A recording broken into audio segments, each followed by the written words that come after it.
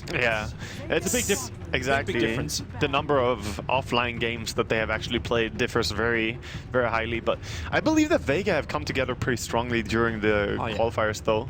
Oh, Disruptor gets brought in here. That's a very good hero against Ember as well, bringing that AoE silence.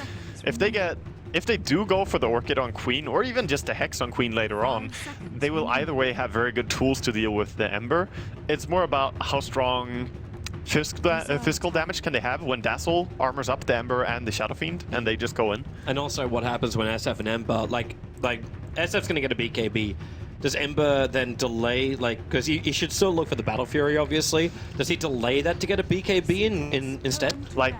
Honestly, I think that Ember item builds is one of the most interesting topics when it comes to item builds on heroes, because it's very difficult to say what actually works. I mean, what is strong when you have it is not always what works the best. So Battle Furies are really good. However, you put yourself at very low HP for a long period of time. A lot of people will build up with either Face Boots or Treads, even Treads just for survivability, into drums. But we'll see what he opts to go for in this game. Some people even build for the Maelstrom because it's so cheap. It doesn't cost as much as a full Battle Fury, and you already have some fighting potential then. I can understand that one. The Beastmaster ban now, one of Vega's also, they love that hero. We're talking about lack of controls. Mag plays it. The raw and also the bore factor. You're talking about, what was the damage output you're talking about with the boar? Yeah, if you have the boar on level 4, it's 60 damage per boar, and you can have 2 boars at once, and then you have the attack speed bonus when you're higher level as well. The boar is insanely strong. Yeah, and that will give them the vision for their fights as well, because that's another thing which is going to be, the warding game is also going to be very important here for Vega. Oh, yeah.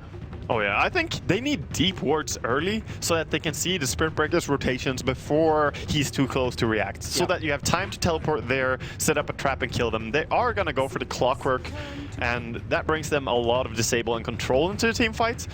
And that means Vega is done with their draft. Shadow Fiend, Dazzle, Ember, Sky, and Clockwork. So Ember safe, Dazzle could be supporting the Clockwork early on, Skywrath Mage.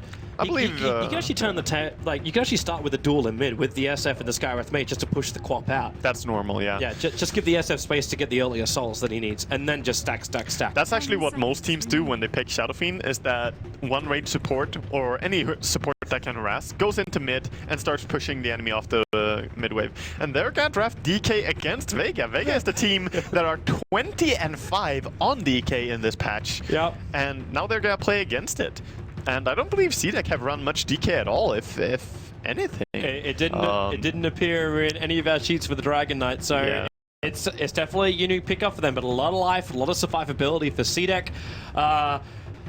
We'll see if it will be enough, and I'm really, for this game, for me, it's all about timings. When do these heroes come online? When do the items appear? And when does a team have confidence to push? Yeah, honestly, looking at the style that this patch has been playing out, in the sense that you need to be strong without items and fight early on, before the 15 minutes is extremely important. I would rate CDEC's draft a little bit more adjusted to that. But obviously, Vega Squadron, if this turns late, they have the Dazzle, they have the Ember, they have the Shadow Fiend. That minus armor combination, and also bonus armor for themselves, they have strong late game options. Yeah, we'll look forward to it. All right, let's get ourselves into it. So, we'll start our official game, our first semi-final for the wild card for the International 2015. Welcome to everyone who is tuning in as well on the main live stream, as well as Dota TV, YouTube, the stream platform, anywhere around the world. Welcome to the International 5. Yeah, warm welcome to everyone. This is so amazing to be part of starting the TI cast here. And by the looks of it right now, we just see 3-4 actually, as Ember is running ahead a little bit here of Vega moving top, as a ward was placed bottom by Clockwork. Yeah, this is just defensive movements. Yeah, this is more of a let's just get control of the earlier vision of the lane by the looks of it. When you run 4 players down to the bot lane for CDEC, you are of course running an Undying, so you're leaning towards running an aggro, right? Yeah. Whenever you got the Undying. Oh, definitely. Yeah. Whenever you draft Undying, you're extremely likely to try and take over control on the enemy lane. 30 seconds to battle. And that is pretty much the purpose of this hero, is to make it difficult for the enemy to lane. That is So what happens then when Vega are doing what they're currently doing, which is the dodge? You put the clockwork on the bottom and you run an aggro tri-lane top. Yeah, Clock is extremely hard to dive as well, so it is a good defensive hero to have, and he has plenty of regen with him. I believe they should have realized this now, as they didn't run into anyone. That is some form of defensive lane they're going up against. Or, I mean, aggressive lane and putting a solo safe lane. And this is when you have the option to do a switch. They do see Shadow Fiend taking top rune, DK gets the bottom. But you gotta keep in mind that switching means a lot of running, or buying a TP scroll, which also is pretty expensive early on. Yeah, it doesn't look like they'll switch. Just like Garda do the block in mid, set up for Shiki, and they'll leave the Spirit Breaker to run the off lane. So it will be a Spirit Breaker off lane played by XZ. He'll be going up against Mag's Clockwork. Mag's gonna really enjoy this lane. As long as Spirit Breaker doesn't get 70% chance to win the lane, he's gonna have a really good time there. When the SF actually left alone to do his own thing in the lane. Yeah, and there's also a little bit of running around the mid lane with both the Undying and Disruptor was there earlier, but he's gonna be pretty fine against the DK solo mid. Whenever you're playing Shadow Fiend versus DK, I think you're pretty comfortable. Yeah. I also want to keep my eyes on bottom lane. Watching Mag's movement against XZ, like it's just a small little thing, but he gets in behind the Spirit Breaker, just making it feel like he can just cog burn him out. And there's not really a lot of mana for the SP to work on, even though he went for Bash. But top lane, they're coming in pretty close. And Seema, with the creep wave being pulled over, they're seeing the CDEC supports coming in from the trees, but nothing's going to happen from here. This is now the battle for lane dominance. Yeah, and that pull is a little bit of a farm trade as well, because that means that Dire can actually try and farm the neutral creeps here as well as the Radiant creeps. But, of course, you get safe lane farm under a tower for the Ember, so he's protected there. So, at this point, I'd say it's just been nibbling lanes. No one's trying to go for anything, which is probably, like you say, it's almost not favoring CDEC to have this happen, because they've got themselves an Undying. Like, you want to be adding early game pressure to this. Yeah. You've got a Queen of Pain, who at this point doesn't even have a level in anything, doesn't really find the point, like, do you need to save that blink to get away? In fact, yep, there you go. Saving the point, gets the blink, and escapes to safety. Yeah, she had to there as well. The Searing Chains have pretty good range, so she was close to get into that. Bottom lane, though, is going really, really well for Vega as well. So CDEC are not doing too hot on these two lanes, but mid, they have a 9 CS on their DK already, so did a good job last hitting in there in the beginning. Lane is going to get harder, though, against Shadow Fiend. When he stacks up some damage, it gets progressively harder for DK. Yeah, and the SF also, like, you're obviously realizing he's not going to have stacks because you're running an aggro tri-lane on top. It doesn't take long to move back, do a couple of stacks, and have the SF flash farm. So even if he's behind by just a couple of CS, it's not a victory for the DK. It's kind of like one of these weird things with when Vega run their DK, they put the 4 points up and breathe fire by level 7. They want to have that nuke power, so then you can roam in and get the gank off. But in this scenario, like, you're not going to roam in, but you could roam in the SB. He could leave from bottom lane. It's curious that he actually puts those 2 points just for extra regen and armor against him, putting 2 points into Dragon Blood. But I suppose it can be worth just to feel a little bit more safe in the early laning here. He knows that people aren't going to gang him from top, or at least now that one person is attempting to do so, he should be aware of this, because someone is missing and they have a very good ward on top lane. He's fully aware of this gank. I need to hit the concussive shot. That's the only way this will really work. And well, here it comes. There goes your concussive with the orbs, but it's only going to chip the DK down. And with 2 bottle charges up his sleeve, there's no real problem coming from this. And in fact, it now gives CDEC more confidence for Garda as well as Q to get closer on both Seema as well as Pasha here, because you realize the support is gone. Exactly, and that means that there's free farm going on for the Queen of Pain, and she's a dangerous hero to go up against on the lane for Ember. If she starts getting some items, if she gets the power treads, she can do so much work in the early skirmishes. So let's see, are they actually going to try and do a kill here? I don't think that they have the tools. Until Solo gets Seal, it doesn't really feel like it's possible. Yeah, they definitely need it. They need level 3 on the Skywrath, and that's quite a way away as well, so they need to wait.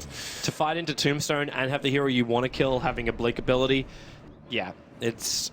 This is a very more passive kind of start, but something which we probably should look at a little bit more. While this top lane is simmering, ready to boil over, the bottom lane, Mag is now 22 for 10 up against a 17-3, so the CS is coming both ways. But both Spirit Breaker and Clockwork are these wonderful rotation heroes. We have to look for their timing and who do they actually try and kill off? Where do you try and swing the balance of the lanes? Yeah, definitely. I think that any lane is fine for either of these to gank when they have their levels. When they have level 6, they can actually go and kill anywhere.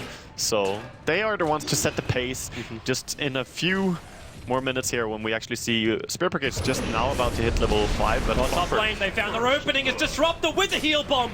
That's Vega striking quick and fast, but the tombstone's down. They're trying to get rid of it while Pasha's still in pretty deep. They're throwing more orb damage out to the Queen of Pain. The first blood is spilled and Vega will take it. Yeah, and a lot of magic stick charges now for Ember as well. Very important to get the first blood on this offlane. That was going pretty well, but not amazing for them. And now a little bit more control added to them there.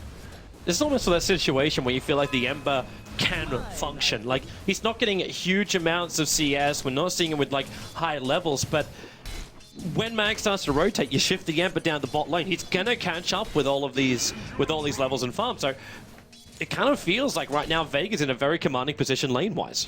Yeah, they are, and they don't need to extend that far as well. With their two supports, they've been, you know, they made one attempt with Solo going into mid, but I think that Dazzle and Skywrath can just sit here, protect their Ember, and when he has level 6, which is all mid, he went to Dragon Form. Now, they don't have Glimpse of Valor, they can wall him up, but in comes Sigma with Shallow Grave. It's, it would have been a wonderful kill if they could get it, but the chances of that working out were very low. Well, they forced a rotation at least, and also when you're playing DK, trying bottom. Yeah. He's coming in with a stun. They don't have level 6. They need that one creep to die, and now you'll actually have the Nether Strike arrive for the Spirit Breaker. Mag's still on the run, but the Battery Assault's making it difficult. There's the jump back, and you actually got him on the back, but then hook shot down to the creep wave. Mag is running away with the Breathe Fire, just on the tip of it. Was able to reach Mag and bring him down. Wow, that was such a clutch kill. That was really close.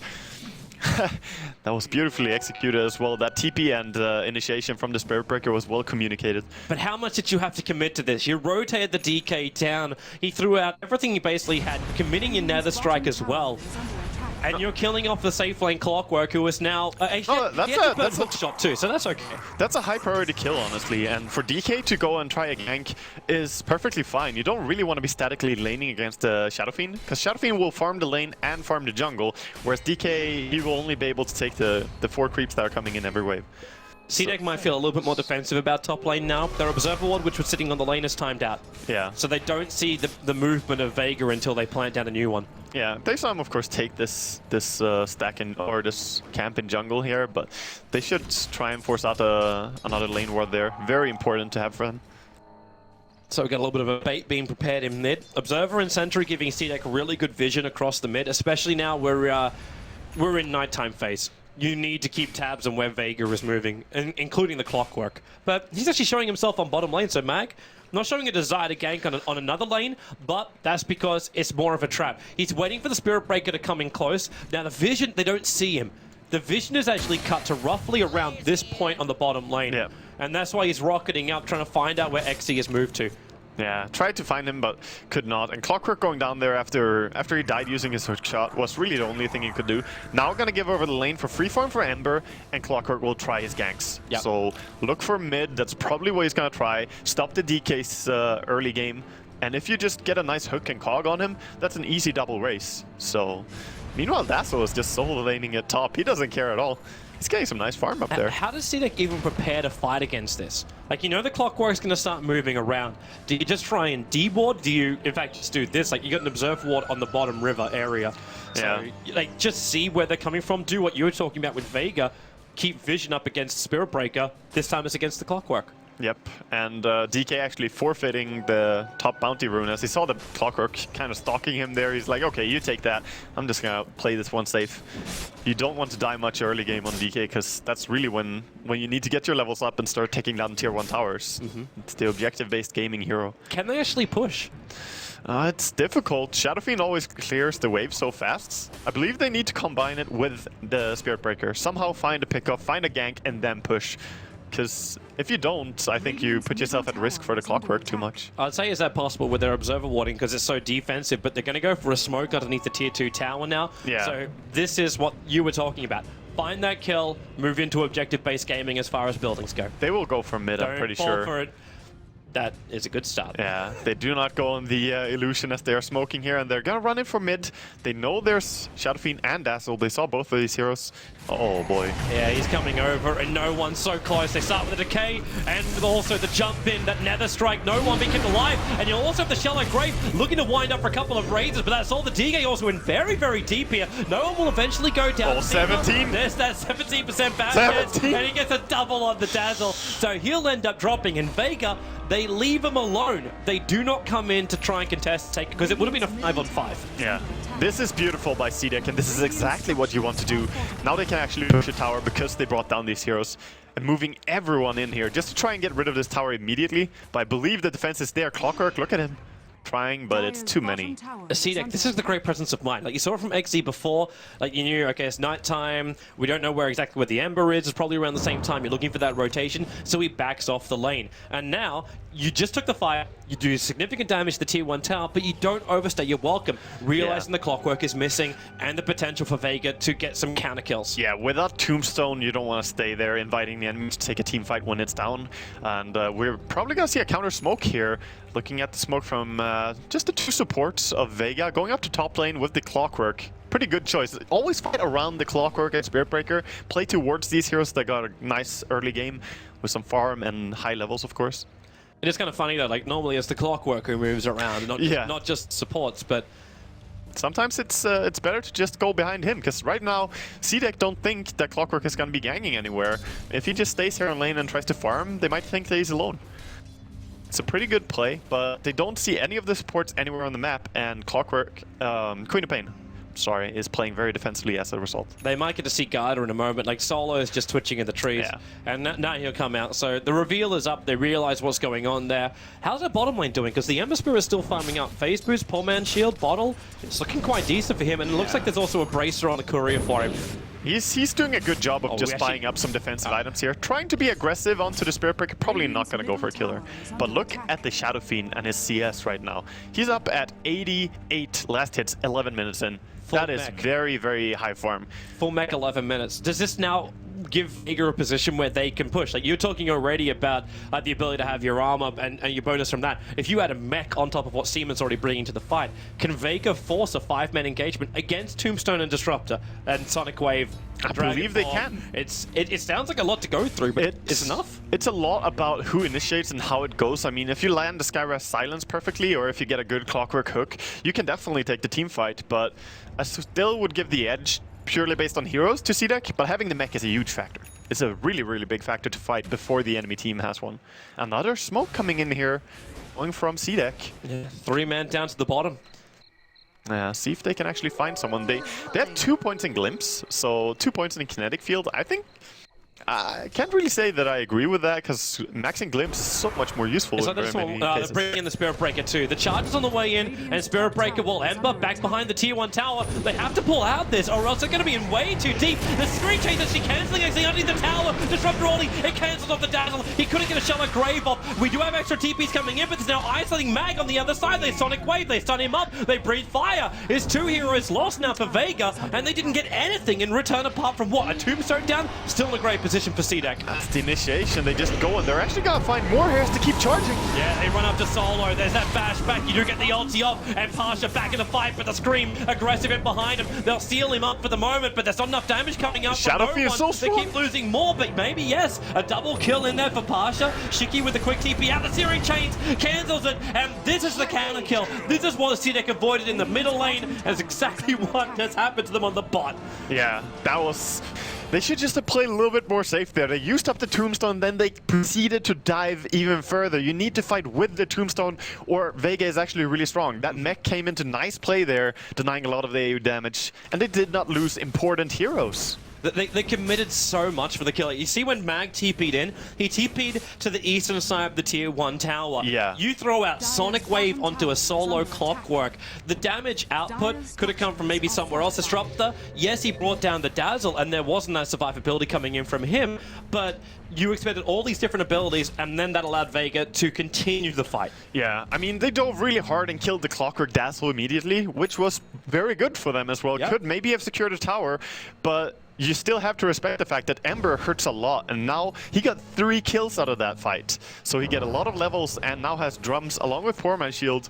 So he's pretty tanky now compared to how he would be he's almost up to the SF's net worth. The SF's sitting at 5.7k right now, and the Ember's just shy of 5.4. Yeah, that's where a 40 CS difference. Yep, and then you hit the dire side. Then you hit the DK, and on bottom lane, Garda, you can't try and stand against it. It's like he's going to put the Tombstone down and then a Spirit away. Yeah, that's very good. He just forced a defensive tombstone. That's a pretty long cooldown skill, so you know for a full minute they can be a little bit more confident on their lanes and just farm without risking a full team fight erupting. Yeah. What a great time as well for Vega to have a team fight bottom just after you pick up the mech. Yes. Like that's just some sweet timing there. Yeah, they have to definitely be grateful for the good farm that no one has brought into this game. If you didn't have the mech there, I think they could still have lost that fight, even without the tombstone. I love this Radiant Observer Ward too. It's very, very far in the bottom lane. That's really sneaky. Off to the side, so you don't... Like, I know we were looking a lot at Vega's warding positions, and the big box is this guy right here. Yeah. They ward so much around this area. Even into the later portion of the game, they still ward this area. Honestly, I think that they know that everyone has seen this as well, because, you know, it's open, every team has seen it, and they just like, okay, we want that vision, but we don't want to get dewarded. What can we do? And this is a good substitute ward, really. Well, I see he's going to be having some fun times with the gun. It almost feels like safety time, Waga, where you just batten down the hatches, you realize, okay, we just made a mistake. Do you just try and compose yourself, or do you think, you know what, the best path to victory is aggression? I honestly think that CDEC need to compose themselves a little bit, but they have been trying pickoffs into towers, and that's what their draft is about. And I think they have played it correctly. They just overextended a little bit that last time. So yes, compose yourself, but don't turn off the aggression completely, because then Vega will take over this game. They have the stronger carry. They look like they're going to try and do it. We got a smoke movement from both Skywrath as well as SF coming down to the bot lane. So ensure kill, move into tower, seems like the plan. Seal, the Weaver's already starting off, so there's not a lot of armor. With a Mystic Flare, the damage, it's not enough. The one charges, actually it will be. The Skywrath mage is able to throw out a little bit more. Yeah, just barely able to kill him there. They have so much burst damage coming out from the Mystic Flare. And yeah, DD on the SF. Yes. You wanted an easy way to ensure the tap before CDEC can mount a response. The DD is the way to do it. Definitely. And of course, CDEC trying to attempt to take a mid tower during this time, but Clockwork is there. He's trying to set up for his team. If they stay a little bit too long, he will hook them. But they back off in good time here. At the same time, though, you got aggressive on the top. So you've taken the tier 1 tower and bottom lane. That's fantastic. A little bit of chip damage to the top, but Queen of Pain is now finding some space.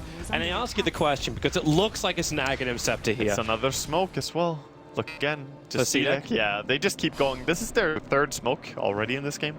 But before they find their kills, though, like, what do you think aggressive? Like, should it be the Ags? Does the Ags fit? Yeah, I think so, because you're going to have very frequent fighting when you look at the two teams' drafts. So having the lower cooldown on your ulti is going to be very, very helpful. Else, this is a super long cooldown of 135 for a fighting spell like that.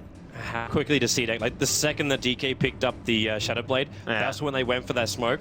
So they're looking for the kills, but they came out and they saw the Clockwork sitting back near the tier 2 tower. Yeah. They might have also flagged the fact that Clockwork's picked up Blade Mail already. He does. He had a very good laning stage, and sure, he died twice and doesn't have any assists or kills. Oh, he got tried to deny. He's going to get the denial too. Oh, he doesn't. Oh, he missed the timing for it. But now you can go for that hook shot. Get him out. The Weaver's affecting 3 of the heroes and a nice hook shot to aggressive. They try and pull him back, but he got the kill. They just taxi him back after he killed one of his teammates. That's very sad for them. Clockwork. And now look at Vega. Okay, you've taken out the Queen of Pain. Yeah, you didn't bait out any big abilities from CDEC, but you instantly TP the Ember Spirit up to the top lane. You force out the buildings. You try and choke out CDEC's map control. Yeah, and CDEC don't really have a reaction to this. They had all their heroes top, so they're not pushing another tower. They're trying to run away so they don't get caught here as well. Obviously, they should try and fight for tier 2, I believe, but they might even respect Vega that much. Vega they have to fight this. Vega just go for the kills. They'll notice the double stack. Q actually scattered it out. He pinged Parch's perfect position. Yeah, so they can just go in and steal that. Stealing the double stack on the big camp would be nice, but they're going to push for mid instead. Just moving as 5, recognizing that, hey, we have the mech, we have the items right now, and we should be the ones controlling this game. Yeah, force the fight, never look... Especially look at it from the other direction. If Vega are just trying to split push and farm, it's a lot easier for a Shadowblade DK to function. Yeah. Like, if it was a BKB DK, maybe this would be a better position for the DK to try and fight. But it's a Shadowblade, it's an initiation style, and that's exactly what he's doing. He's coming close to Ember Spirit, attacks him to start with, the Scream, disrupt the ulti, Ember Spirit, very, very tanky with the 1 charges, and now the Shallow Grave as well. Has he got a Spirit to get himself out of this one? You bet your Nelly, he's out, and the SP's going to go down. Side of Fist trying to avoid the Undying Tombstone minutes, which were killing him off. They bring back no one, but he's right in front of Q. One more attack and he'll find the kill, but they keep him stunned up just long enough. He'll still actually get the raise off. The Spirit Breaker bought back into the game as well. Yeah, Spirit Breaker bought back, and they do manage to bring him down. The Shadow Blade was good there to go on the Ember, but nice play by the Dazzle managing to save him. Yep. Still though, CDEC with the buyback, forcing this tower. Clockwork does not have a hook, so they can't really pursue here. Tower is taken, and it's going to be a back off from CDEC. But now with the Dragon Form being on cooldown, as well as the Tombstone for another 15, maybe they can just go straight and take the tier 1 mid. Wait, Recognizing in 26 seconds, I think I'm okay with that. Because that's when the SS back up with his mech. Yeah. And then you can take out the mid. So you're right. So like, what do you then look in return? Like you bring up a team fight recap, and you'll see, okay, well, we took out 2 heroes on CDEC, and there was a buyback. And what was in return? Okay, the SF, we managed to kill him off. That's fantastic. And we took a tier 1 tower, but the tier 1 tower gets nulled. You killed off an SF. He's going to get more money like that in the future. The Ember Spirit didn't die, which I think is the critical point to take away from that fight. I still believe that was an okay fight for CDEC. The buyback, of course, makes it hurt a little bit, but Spirit Breaker, I mean, he's just going to have to regret that, because he's trying to go for his Midas. He had 1,000 gold. Now he's down to 500. But killing the SF is very big for their team. They need the experience and gold that they get from killing him. Just trying to think about the end game. Yeah, there's your jump up. Spirit just move around. Clockwork hook shots in as well. And Garda, very, very dead. They'll glimpse the Ember, but he's not traveling too far. And that's the Tombstone on cooldown once again. That was nice movement by Vega, and also the fact that they dewarded CDEC's ward on mid. Solo's going to go for a solo. Yeah, solo kill? Yeah, he's thinking about it with concussive. He's got Mystic Flare available, HP. And with the haste rune, it only just wore off, so he couldn't keep the chase going. Yeah, there's too much HP on a Spirit Breaker to really do that as a Skyrat. I mean, 1,500 from full HP, and then you have the 1 charges to think about as well. Bottom lane. Full BKB for no one. 21-minute BKB mech. The Ags will arrive at the same time for the Quap, though. Yeah, but that's her first item, and she has an Ags at 21. That's, you know, by no means a fast Ags timing. So they're definitely struggling, but now with the Ags, they can fight more frequently. 40-second cooldown is really good. Can work with this. There's so much net worth and gold going to Vega. Yeah, CDEC have to try and put this Shadow Blade to more use now, because there's a little bit split up on Vega. When they're not going as 5, that's when you have to go on them. But how do you do it? Like, you want to try and catch the Ember out of position. It's probably going to be the only thing you can do. The Spirit Breaker can charge in, but as we just saw, the Ember Spirit's got many different ways to evade it. The first charge from the Spirit Breaker may still be lingering in his thoughts of, well, I charged him onto the tier 1 tower, and he just Searing Chained me. Yeah, I actually believe that they should do what they're doing now. Just farm up the Ancients, try and get some more items on their DK. If they can get the BKB on him, that would be huge. They're actually going to smoke up again. They can't go for Roshan. By the time they reach someone, that Dragon Form's going to be worn out. Look at the position of Vega. Look at them. They're actually just sitting and waiting. They're already anticipating a smoke since like 10 seconds back before they even smoke them. And the Creekways aren't even going to reach the tower. The Clockwork Rocket was pushing that one out. Now, that's the only thing that'll give him the vision. Mag will jump up, but he's just going to turn the Blade Mail on. Start a Searing Chains with the hook shot into a double Spirit. The Disruptor, he might get the ulti up, but he's already dead to the world. Spirit Breaker hitting Pasha back, but the shield is just protecting him. The Sonic Wave is beautiful, but then the mech charge out from the SF. All the damage negated with a double Slide of Fist, a Searing Chain, and that's Garda also trapped inside the cogs. Again, this fight goes on so long that the Blade Mail triggers once again, and CDEC being punished so hard. Yeah, Vega, just so beautiful play. Walking in with the Clockwork, because he doesn't care if he runs into 5 people. He's like, oh, I revealed you, now my team will just jump you. Tombstone died instantly to the Shadow Fiend as he just BKB'd and punched it, and you saw the heal. How much work it does in that fight. Oh, this is boding very, very badly for CDEC. It was meant to be CDEC who were the ones with the advantage. Like, you got DK Spirit Breaker Undying. Maybe not the DK is so as the current meta goes, but even if you just look at the base strength that you get from these guys, it's huge. But there's no survivability beyond that strength. Because not subbing along the lines of the mech or the Dazzle, because where is... you got your mech on your Undying. I didn't even see its effect during that fight. No, actually, in that fight, they just had to run immediately when they got jumped, because they were so stacked up. It's a counter charge. That Spirit Breaker's going to go directly inside the pit on top of the Skywrath mage. Roshan so low, they're running out. The Ember Spirit, you've still got no in there and aggressive. Throws out the Sonic Wave. The mech charge already expected here from no one. They've isolated the DK into the Mystic Flare, so he's down for the count while Mag battling with Garda a little bit further north. Seema's keeping everyone else distracted. Garda's actually able to escape himself out, triggering the mech, but only on a 1 unit. They've got to get rid of that tombstone. Up on top of that cliffside, aggressive. Steal up once again. Solo is finally going to go down. The Disruptor, he split the fighter. Archer a little bit too low. Slider fits, but he's running low on mana. Another Searing Chain available, but now he's going to drop. Roche is also so low. Garda, he's just running away, keeping with Mag, and maybe able to go for a little bit more because aggressive. Blink off cooldown 1 second time, and that Sonic Wave is in 3 seconds. Back up again. That's what started this fight. And might be what ends it. They glimpse back no one, so the SB turns around into the wall. There's your Sonic Wave. No one's going to drop. And now CDEC, a fantastic fight around the pit. They're pinging it out. They're going back for the Aegis. That's a beautiful fight right there. And so much work in that fight came through the fact that Tombstone on the high ground and no one could see it. You know, you could maybe kill it, but they couldn't get close enough to actually just do that. Shadow Fiend was zoned out. So much chaos being brought by the Spirit Breaker and Queen of Pain blinking around. Even if they brought down Solo. Oh, wow. Solo, he's actually got it pretty low. Just giving him something to think about, but not really a counter to it. It's really funny. They actually tried for that. Well, he's not going to get anything with it. And Roshan, in the end, being brought here by CDEC. We were just talking about how they were struggling. And then they managed to do this. They won a 4-1 team fight and take Roshan. But would you also say, like, Vega, it felt like indecision. They were inside the pit now. The SF got really unfortunate because he got bashed by Roshan. So he's in there and wants to get back out with the rest of his team. The Ember Spirit just bailed. Yeah. And the Ember Spirit went out to his defensive spirit on the other side of the river so we could fight from there. And then this fight split into multiple parts. Yeah, and they need to have pretty clustered up teamfight Vega so that they can work as one machine. The heals from Mech, the heals from Dazzle, you know, staying together and just doing the buddy-buddy system in the fight. But when it goes to full chaos like this, I actually believe that CDEC's fighting lineup is much superior. They have a Shadow Blade now as well on Spirit Breaker, same as the Dragon Knight, so relying heavily on their Invis. But look at the deep wards from Radiant. They actually have very good early vision. Yeah. So you'll see the Spirit Breaker charging before he goes into the Shadow Blade, because that's one of those last-minute things that you trigger before you hit the target, or before you get into the visibility area of the target. So yeah, you're right. It's really great warding from Vega. Most of us watching the bottom, but at the same time, there's a very big angle. If you're moving anywhere inside your own jungle, or pushing mid or bot lane, then you're going to see the SP coming from a mile away. Yeah, I mean, it was good preparational wards for the Roshan, because they actually saw a lot of the enemies coming very early, as Clockwork was on top of them with his Invis. I was surprised Vega didn't win that harder. Yep, I'm surprised they didn't just finish Roshan and then fight them. Because they could have just like said, okay, well, the SP charged in, but what's he going to do? He can nether strike the SF and cancel the Requiem of Souls. But if he does that, he's going to die to all the other damage which will be pumped out. So just trigger your Requiem and then go to town and finish Roshan. I think it's just respect out of how much they know that the Tombstone is going to do when you're in the pit. You're in such a clustered, like, you can't leave. They need to stick together, but they can't be stuck in a position where they can't leave from the Tombstone, or even see and kill the Tombstone.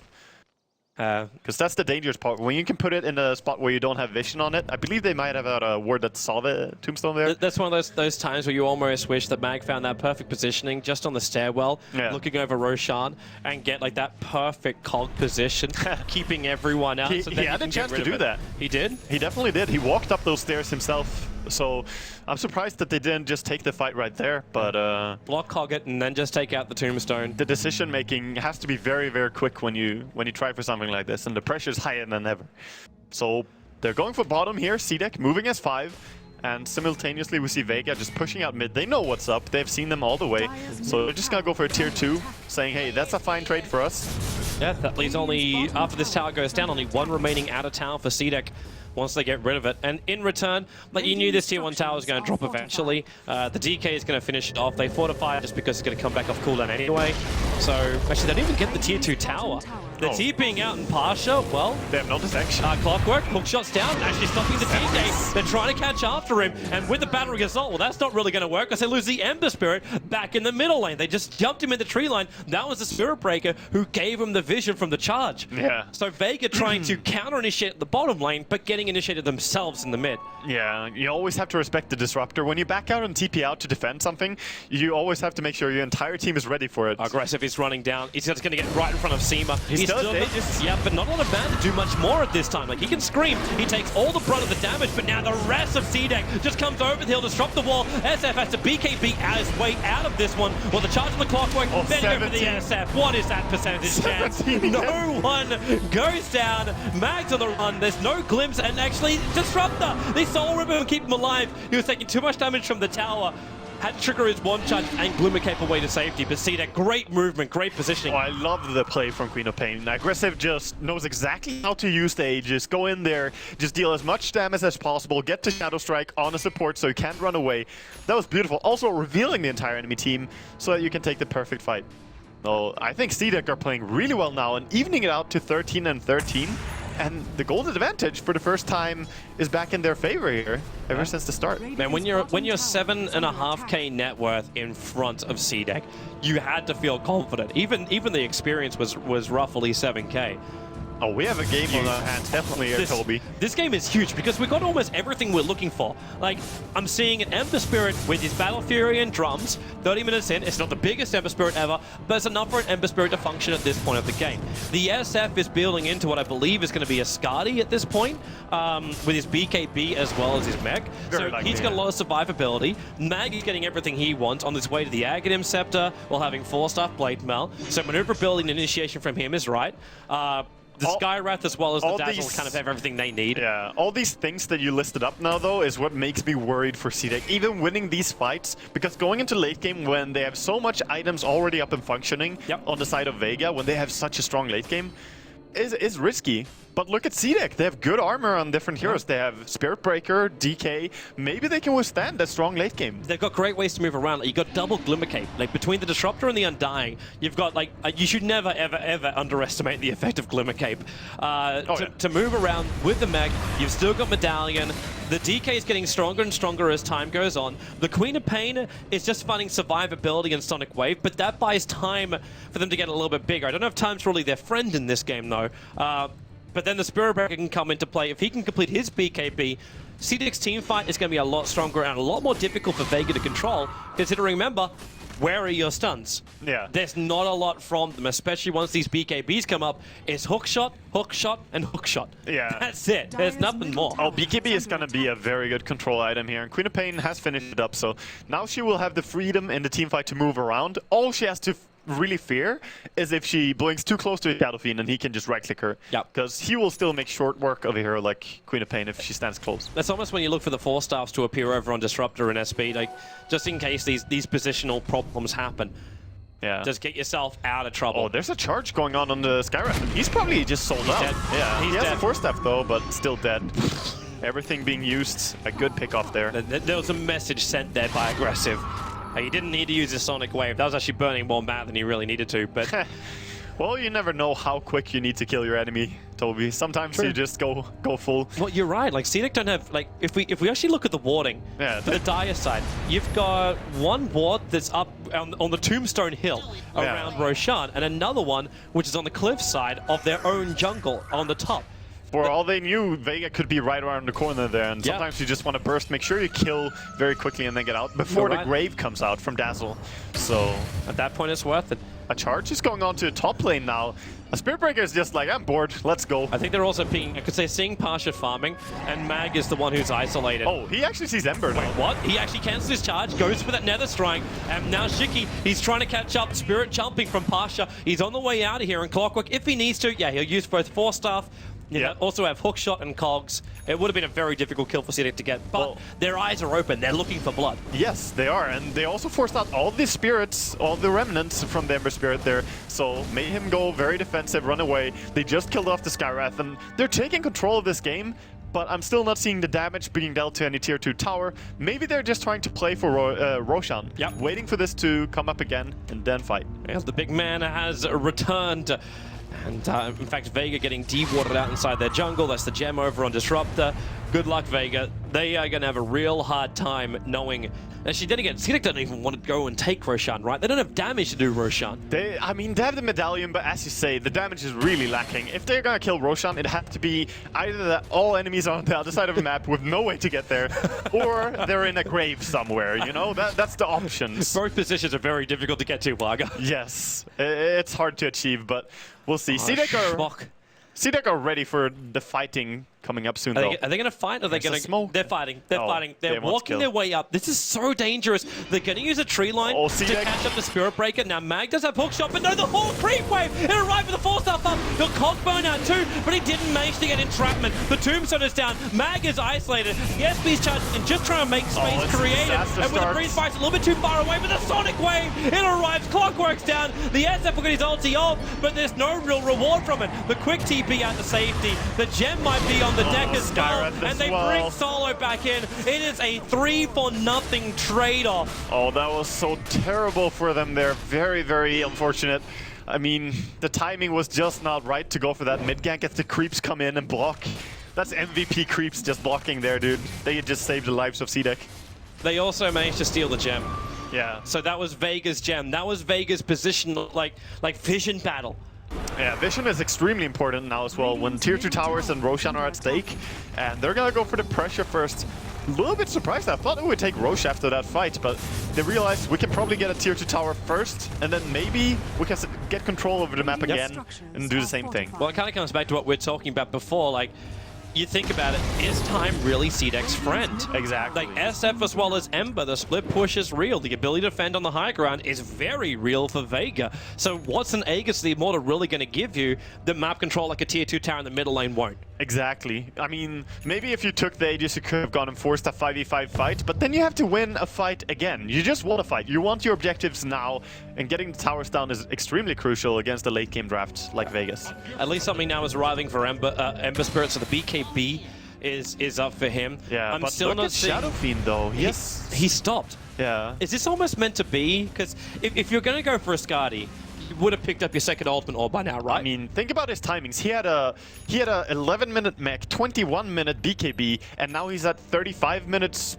Okay, you know, Skadi, but that's still a very long time to finish up the Skadi for Shadow Fiend who flash farms so hard. Yeah. I think a lot of it just comes through the 5-manning. They've been going together so much. Yeah, they need to find more money into him. I mean, he's still farmed, but he's on the same level of farm as a DK. Yeah. And DK with the same farm as Shadow Fiend is much stronger, by far. Okay, are we hitting the wall now with the DK's item selection? We're getting Assault Cuirass. So the wall is definitely difficult to kill. But can the wall kill itself? Well, I don't mean like suicide. You mean if he can if the DK can actually deal damage? Yes. You'd be surprised how much he will be able to do with this. He has very fast attack speed. The wall's down. There's smoke up. There's only soul being revealed at the moment. And Clockles is also just like chilling on the hill. And then a smoke from CDEC. They're gonna run down. And Vega, they're in position to fight. Seema's on the back line. Mag, SF, gonna get that BKB. Winding up in the record himself. Nothing to cancel it. A nice good area of effect. And Mag disrupt their ulti. And they can clean up the fight. There's the Ember Spirit. Saved by the shallow grave. The dazzle just doesn't work. The Spirit Breaker though, isolated a little bit further down. He'll drop. SF finally down. His death ulti comes out, not helping him out. And Solo wants to try and actually take out the DK. He thinks he can do it by himself, but it's just not possible. They soul rip him up, and now Mag isolated. He can't go from one side to another. Aggressive, hides as king of the hill on top of the hill, and Clockwork just runs away as quickly as he possibly can. Pasha still alive here. The dazzle. He's gonna actually no, he cancels his TP. He's sticking around for a little bit more of the heal, thinking they can fight more, and aggressive, he doesn't want a bar of it. He's blinking himself away, and DK is away to safety. What a very, very even fight there, but still though, we saw Ember, he jumped back to base and then jumped back into the fight, so healing up and coming back, and they did lose the Shadow Fiend, so again, it's really a CDEC win with Queen and DK not going down. So, wow, CDEC are really prevailing here. I thought they would be more dominant in the really early stage of the game. Yep. But now, around the 30-minute is when they show their strength. It's funny because we're at the sweet spot. Like, this is happy hour for Vega and CDEC. This is when they win majority of their games in this 35 to 40-minute bracket. But because both teams have hit this sweet spot, their timing, it's creating a wonderful battle. But no one's coming out the victors from it, really fully at least. Yeah, exactly. This is when we normally see games finish. This is the average game timing for this patch in general over teams. But it's going to keep going, and they're trying for Roshan now, but they don't bring it down very fast. This is the damage. This is what we're talking about. It's the real problem. But at least Q is getting in here. They're getting rid of the Observer wards. The Clockwork Rocket, though, will still make up for this 9 times out of 10 with a rocket into the pit. Sees that's not happening. Sees Roshan's actually walking out. And they've still got their Observer ward on the high peak right behind the pit. Yeah, they have good vision in there. I think CDEC need to wrap around and try to get on Vega. At the same time, though, don't leave Roshan unattended for long, because Vega can definitely sneak Roshan. They could. They kill it really fast. But you got your own wards around there, so do actually what's happening here. I like this. Like, Aggressive comes to the top lane. He adds the pressure, push the lane in. He can TP back, because they've still got that tier 2 tower in the mid. Yeah. They've still got a TP position, which isn't too far away from Roshan. Now, actually, charging in. again, this is exactly what happened when CDEC won their last fight. They might kill off Cluckles, but the SB, he's going to cancel his charge. That's where Queen of Pain needed to TP a little bit earlier to be there in time. Yeah, either that or TP later, actually. She could have kept pushing a little bit longer, because right now nothing's happening. They found this, and then with the Mystic Flare, hook shot up, they got him down. He's got the fight perfectly before, but now the BK beats. No one hasn't got his off yet, and he's still being up. He can't get anything off. No now brave. we can, but the badge is there. SB's doing the work, and maybe there is a little bit more to be given. The Glimmer Cape try buys in space. Cholo chased up by Aggressive. Now with a double kill, he'll have to wait to pull it back down again. While Pasha, a 1-on-3, no more mana. There it is for a triple kill of Aggressive, and they may not be done. Either they kill the big man, or they go after Mag, the sole survivor of Vega. Yeah, they're gonna go straight for Roshan now. Beautiful again, the Queen ulti landing perfectly, blinking and killing the Dazzle. Such a key hero, bringing him away immediately, so no Brave is available. And this time, Shadow Fiend died real quick. We've seen him stay alive forever. He was down to maybe 10% of his life before he did a single thing. Yeah. Because he got stunned up, he got bashed back. I think there was 3 bashes coming in from the SB, which is not including the initial charge. Yeah, SB has been doing really hard work in this game overall. Just when he has his BKB up, you can't really stop him as well. He just goes in and starts punching you. He does not care if you have a BKB as well. Yep. He has bash. Like the issue of Vega, where is your control? Like, Clockwork is sort of it. Like, what they would have given have a Beastmaster in this game. Really terrifying to play a hero like Ember or any support in this game, where there's Spirit Breaker and DK. If any of them really start stunning you, you're down for. Like you're gonna die in that fight. All right, so what does Vega do at this point? Do they slow it up? Do we look to the split push now and just high ground defense and stop trying to come out and fight CDEC? Or is this a mental defeat if they do such a thing? I don't think that you can... I mean, as Vega, you have to slow down the game a little bit, because you keep taking these fights far away from your towers, you know, far out in the middle of nowhere against this strong fighting lineup of CDEC. You have to respect it a little bit, try to farm up one more item on Ember.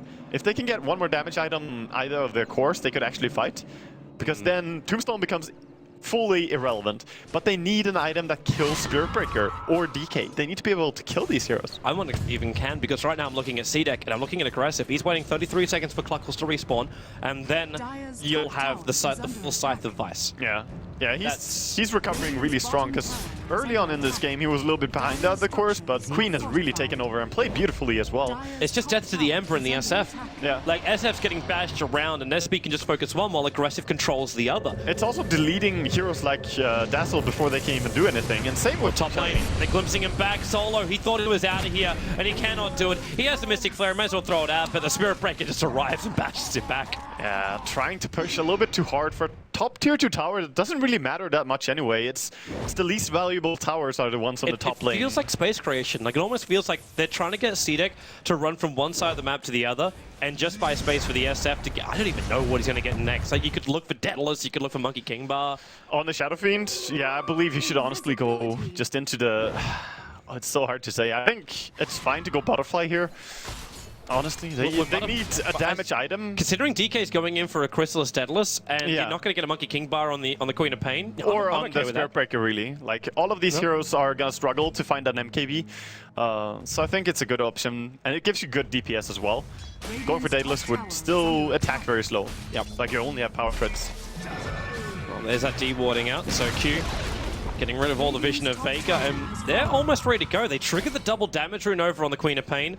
They might have to wait out the wield duration, because it's on their 2 cores in the front lines, and that's not great to be -6 armor. I think they can poke. They can still poke, because the DK, look at his armor. He's solar crested. I mean, DK still has, you know, roughly 30 armor, even with the weave, so he doesn't care. Aggressive's not happy about it, though. The TK is fine, but Aggressive is not. Yeah, he had Aegis, and they have some earn charges for him, or at least one. Now we're gonna see if they can keep going. You have to respect when your DK ulti ends, because DK kind of turns into, you know, a useless little human when that happens. So gotta time this very well. Nice tombstone positioning there. Managed to bring down the tower. Side of Fistarian changes. is holding DK in position, but not much more than that. So now the attack starts on the racks, and Mag, he's got to move himself out to a side position so he can find a good hookshot line. In fact, they found it. Queen of Pain, locked in control. They got rid of the Tombstone into the Battery Assault. Cogsburn going to put him up the hill and away, however. Could not control it, but it's negative the Immortal kill if they got anything out of that. Exactly. And they don't have the best stuns. That's what it came down to there again, that he can't keep him there forever. So still, Aegis is going to be up for him. Queen of Pain going to be happy. Still a long time until it's reclaimed as well. Or a little bit. This is that tense moment where I'm still like, CDEC are looking so good at the moment to win the game. Oh yeah. But so many things can go wrong going high ground. At the same time, I think CDEC, Vega is probably sitting there in their minds going, if that fight didn't happen at Roshan, if that one fight in the mid lane also didn't go the way it went, imagine the position would be in now. Yeah. They cannot think like that. Oh, this can be pretty curious. Spirit Breaker, he's going for a Lotus Orb, I'm pretty sure. He has the Plate Mail and they already have the Assault Cuirass.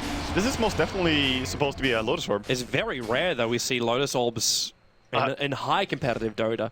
It's just a luxury item. Like, it takes a long time until you can purchase it. So at this case, like when you're at this stage, it's fine for a Spirit Breaker to pick it up. Yeah. But you can't really, as a support, rush it or anything like that. But what's he looking to really reflect? Like, what's the goal here? It's not just about reflecting, it's also about dispelling. So you can remove silence, for example, on the teammates if they get silenced by Skywrath.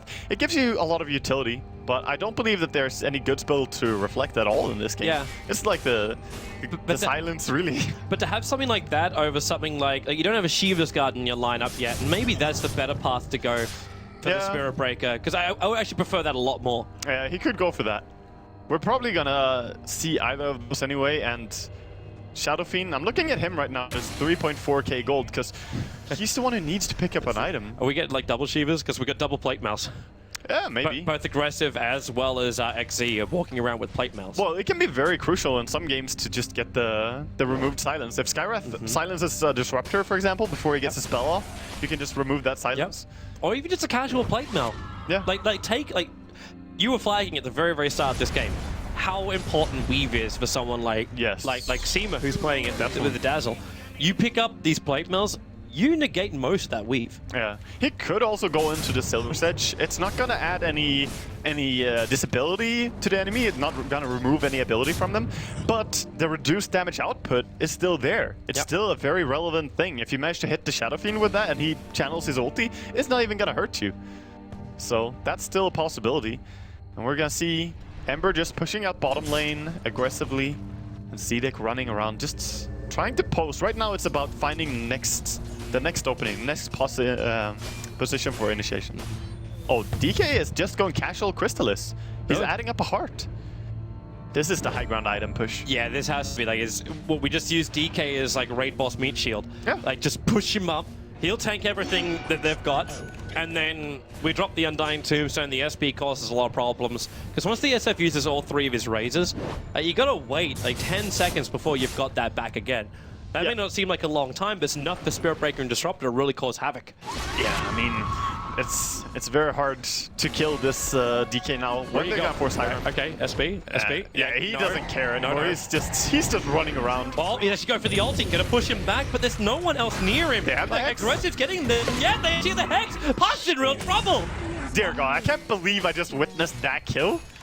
That was so far-fetched. Dedication rewarded. They even managed to grab themselves like the creep wave from the top. So the top wave's gonna push it. The Ember's down for 68 seconds. You can only be lucky if you give yourself the chance to be lucky, and that's what he did. He pursued that. And this is like the worst thing for Ember too. He's only got 3k gold. Buyback is available. He's gonna need to use it to control this top lane. Hookshot in from Mag, not actually pushing back the DK, but that's a hard there. Aggressive. Actually gets the BKB off. The second the seal went, Solo's forced back. No one's in trouble.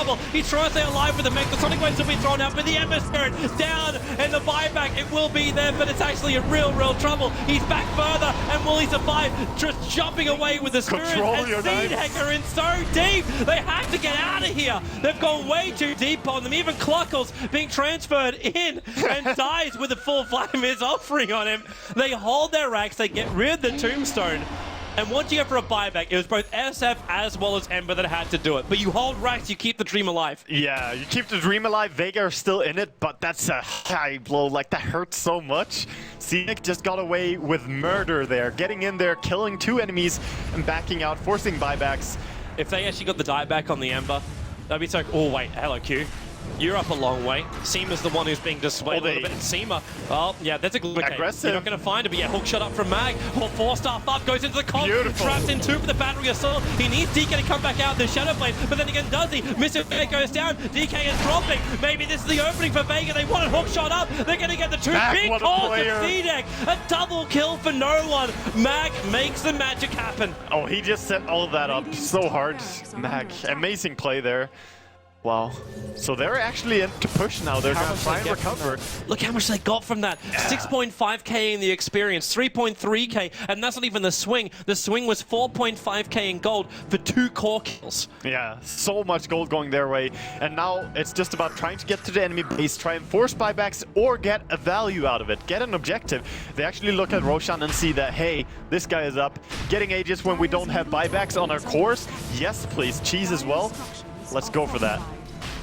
Beautiful, absolutely beautiful play. That's what we want to see here at TI. And now Vega with the quick Aegis. Where do they go from here though? Like, what's the plan? You just slow down. You go back. Yeah, they can't really keep forcing now.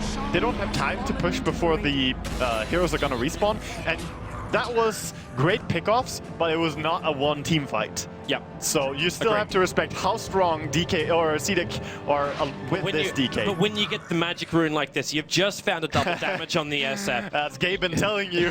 He's like, whispering in your ear. Just push, man. Just push. Everything's going to be fine. Just believe.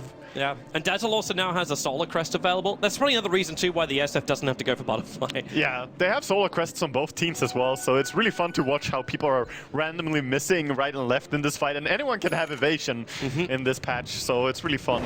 And the longer this game goes too, like Pasha is going to get bigger and bigger. You'll start to see the Daedalus come up, and CDEC's ability to even get the creep wave on the high ground, I think is going to be a real problem. And even when you are ready to push in, you take out the creep wave, Dazzle will see the timing's right, and the weave range is huge. Yeah. So you just throw it out, and then your armor just starts to drip away from you. So you lose a heavy advantage, which is currently stopping SF from killing you with just physical damage. Yeah, this could definitely turn into a very hard game for CDEC. We're looking at 51 minutes in. We did say all the game that Vega, we are favoring them going into late game. However, CDEC have been in a very strong control, so their items are a little bit more developed. But, I mean, we saw a strong dip there after that pickoff. Yeah, when you start looking at the experience and net worth, and you're like, okay, well, CDEC, money will win out. Like, they've made good choices in the stock market, and the rewards are rolling in. They have 5 houses, but all of a sudden they realize there's termites. Yeah. Things are going horribly wrong when you have fights like that. I like it.